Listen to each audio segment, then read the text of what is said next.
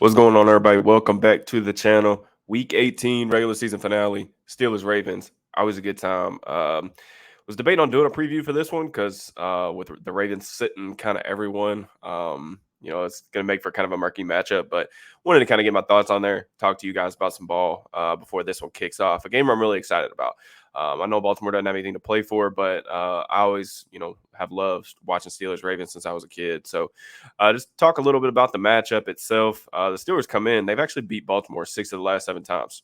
Pretty cool. And regardless of the Ravens not necessarily having anything playoff wise to take care of, this is a rivalry game that I'm sure that they're going to want to put their best foot forward, regardless of who's on the field. But having the opportunity to beat those guys 7 out of 8 times, that's pretty special. I'm really looking forward to this matchup. So just before we kind of get into anything, I do want to hit real quick on the injuries, really from the Steelers' perspective. Fitzpatrick, Landon Roberts, those guys, I anticipate that they're going to play. That's just my opinion. Landon said that he was going to play this week. Minka's been listed as questionable. He's been limited in practice all week, I think. Trenton Thompson, I'm a little less positive about. But they did elevate Miles Jack, Eric Rowe again from the practice squad, those guys for the third straight week. I still expect those guys to have some sort of role. Maybe the Steelers roll back into some 3 safety looks now that they're getting some guys healthy. One of the things I'm looking forward to is just how Minka and Patrick Peterson play off of each other if they end up playing on the field at the same time a lot during this game, which I anticipate is the case because Patrick Peterson's came out in recent weeks saying he's really enjoyed playing safety. He thinks it could lengthen his career, yada yada yada. So the relationship and the kind of the tandem there is something to watch for because we don't know what the safety tandem is going to be next year. So just on the Ravens front, I mean, man, they've got over a dozen guys listed on the injury report, and who plays, who doesn't. I mean, like I said, they don't have anything to play for. So anyone who's even remotely banged up, I would anticipate sits. The guys that they've already ruled out, not just for injury related stuff. Obviously, Lamar Jackson's the big one. Kevin Zeitler, the guard, Odell Beckham Jr. All those guys not playing. Coach's decision. And then you just look at some other guys that have already been ruled out. Marlon Humphrey, that's obviously a big one. Starting corner. Brandon Stevens, their other starting corner, is questionable with an ankle. He missed last week's game. Don't know if he would play. I would say that he probably won't. Kyle Hamilton dealing with a knee. He's also questionable. Zay Flowers is doubtful with a calf. I mean, those guys that are banged up, I have no clue why you would play them, especially because, especially Hamilton and Flowers, those are impact players. Definitely wouldn't want to risk them in a meaningless game that's not going to affect your standings. But, Harbaugh, it's his call. The one thing that's going to be interesting in what I was trying to figure out how I wanted to do the preview this week, because normally we go down and we talk about tendencies and just scheme stuff. And then I try to hit on a lot of the players that you're going to be seeing so y'all know what to expect. But I mean, we just don't really know who's going to be on the field. So I'm going to try to talk about just some general thoughts, some off the cuff thoughts, more so than actually going down position by position, just because I don't know who's going to be out there, guys. You have 53 players on the roster. They can't sit all 22 starters, right? You can't do it on both sides of the football. I would anticipate even some other guys like Ronnie Stanley has been banged up all season, dealing with injuries, playing through those. So much so that he's been, rotating snaps. I don't think that it would surprise me if he didn't play very much. So I really don't know what it's going to look like. But just some things that I kind of took. I went back and watched the Week 5 game from this year. The Steelers won on that late throw to Pickens down the sideline. Really fun game. First thing that stood out, man, was just how different the Steelers' offense looks right now compared to back then. It's just, I think it's evolved over the season, and I'm not just saying that because they've scored over 30 points in the last 2 weeks. I'm just talking about just from a schematic standpoint, some of the stuff that they were doing over the first month of the season, just it no longer applies. And from the eye test, that was the case, but really, I started kind of digging into some numbers. The Steelers ran 28 runs on the day. 27 of those were zone runs. They ran one gap scheme run all day, just for kind of numbers purposes. That's about 3%, whatever. Since that point, they've been around the 30% mark. So they've been a much more varied run game scheme team to their benefit. Some of their power stuff, some of their gap stuff has been some of their best stuff. So I'm interested to see if that helps them run the football. Even though the Steelers got the win in that Week 5 game, they didn't move the football. I mean, it was a bunch of like really their big plays where they had some back shoulder fades to Pickens. They had the big deep ball late in the game when the Ravens were kind of coming after them, trying to knock them out of field goal range. They hit them deep. Um, but a 34% success rate. I mean, it was one of the lowest in the league that week. I mean, they didn't move the ball via the air, via the ground very efficiently. They were just kind of lucky to hit some big plays, and that was enough to win the game that day at home. So I want to see the Steelers kind of lean into some of that varied run game. I want to see them run the ball better on first and second down. That's something I talked about on Twitter this week.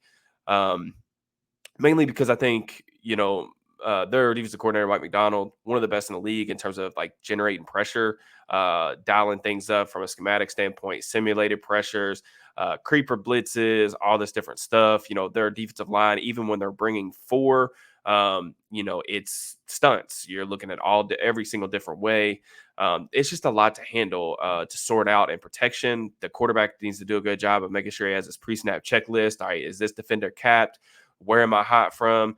One of the few mistakes that Mason Rudolph made last week was that they had a red zone opportunity and they had more guys at the line of scrimmage and they had blockers, and he didn't get the ball out, and that was one of the few mistakes. So, even though I'm talking about some of this schematic stuff and some of the stuff that McDonald does to make this Ravens defense so kind of potent, I mean they're first this year in points per drive. I mean, you just look at the numbers across the board; they're insanely impressive. They have a 200 plus point differential. For my money, they've been the best AFC team in the league this year. Um, but I'm just wondering, this is me galaxy braining it. Are they going to hold some stuff back in terms of maybe they don't get as exotic, don't get as crazy? They play more vanilla, more base than they normally would, because you got to think about it. If the Steelers do get into the playoffs, and we'll go over the playoff scenarios at the end of the video. If the Steelers do make the playoffs, this could be their first matchup of the playoffs, because the Steelers are going to get in. If they get in as a 7th seed, of course, a lot of things have to happen in order for this to play out this way. But if the Steelers were to win, Baltimore gets the bye, they play the lowest seed, it would be the Steelers. So do they hold some stuff back? I don't know if they want to show all their cards in a meaningless game. Regardless, these two teams heavily familiar with each other. I mean, they know the Steelers know them. So just a lot of stuff. On the other side of the ball, let's go over some coverage stuff. The Ravens do some things on the back end. They like to play split safety stuff, cover 2, a lot of quarters, play some cover 6. They'll roll some coverages.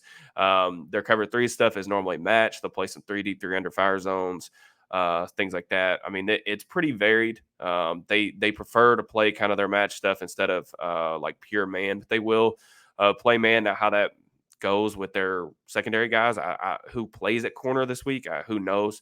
One thing to note, Geno Stone snubbed for a Pro Bowl berth as far as I know, but does lead the NFL or tops in the NFL in interceptions, 7 picks. You look at one of the things that Rudolph and company have done over the past 2 weeks, they've taken care of the ball, haven't turned the ball over. We talked about that really all year. As cliche as it sounds, when the Steelers get turnovers and don't turn the ball over, they normally win. That's important today, especially in a road environment. Heavily important. Let's talk a little bit about Tyler Huntley and the Ravens offense. Now, the offense that we saw Huntley in last year, completely different, right? Greg Roman, Todd Monken, a lot of the run game stuff is still there, but they've spread things out more now that they have these weapons. Granted, most of them aren't playing today. They're using 11 personnel a lot more. It's a completely different offense than what we've seen. Now, Huntley there are some similarities on a very micro level to Jackson. Very capable in the quarterback run game, very capable of scrambling. One of the things that the Steelers didn't do a good job in the first matchup when they saw Huntley last year, they let him get out of the pocket several times to kind of lengthen drives and for successful plays and things like that. Rush lane integrity is very important, just like gap integrity would be against, stopping the run. The Ravens, they've lost some running backs due to injuries. I don't know who's going to be carrying the rock for them. Gus Edwards has had a really productive season. I think he's got a dozen touchdowns or 13 touchdowns already this year. He's had some huge games against the Steelers in the past. Don't think, what his workload is going to be. I don't know. They've got Melvin Gordon. I think that he's probably going to factor into the play today. Gordon's a guy that, will put the ball on the ground. So that's something to make note of. But really just with Huntley, just keep him in the pocket. Just keep him in the pocket, and force him to work in there. And I think I've probably been really vocal about this on Twitter, but Huntley's not really necessarily a guy that scares me. I thought that a lot of people, really Steelers fan base included, were kind of giving him gassing him up a little bit too much last year in general. But I think the Steelers can handle him, especially if they're able to generate pressure on the back on the front end. Kind of looking at some numbers just from that Week 5 matchup on what the Steelers kind of did to have some success. Now there was some noise in these numbers, right? Like if you go back and watch that game, the Ravens had a ton of drops. I mean, they had well over 100 air yards drops. I mean, they could have very easily dropped like 30 points on the Steelers if it wasn't for the receivers dropping all those passes, particularly in the first half. Now, they did do some really good stuff. I even did a film room on that game, how they tightened up in the second half, got some turnovers. One of the interesting numbers that I kind of found was, the Steelers, of course, played a lot of single high. They wanted to, stack the box. They wanted to drop guys down. They were, average-ish in terms of usage rate in stacking the box, but really a lot of like middle field close stuff. But they blitzed a lot, and that's not necessarily how they've played Jackson going back to some of their meetings like years ago. Granted, Lamar's missed a lot of these matchups, so it's hard to like pick and choose which games to look at.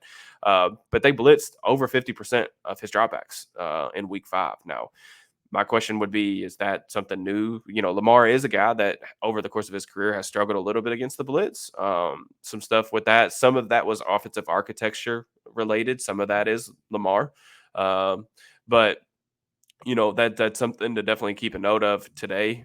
See if they bring a little bit of pressure, try to make things difficult on Tyler Huntley. I'm interested to see that. Now, if you go back and look at the game that they played against Huntley last year, the final matchup, some similar stuff, but the Steelers stacked the box on over half of the Ravens snaps. Like it was like number one in the league by a good amount. I think it was like 49% that they had 8 guys in the box. Some of that was the formations that Baltimore was coming out in, a lot of heavy personnel. But I also think that it really shows that like they're going to try to stop the run. If you think back to that 2019 game, I believe it's 2019, when the Ravens rested their starters, Steelers were trying to make the playoffs, all that stuff. I think Mason played in that game too. That was one of the things that kind of hurt the most, was Baltimore was really able to kind of control the game. A lot of scrimmage in the trenches, even though they didn't really have anything to play for.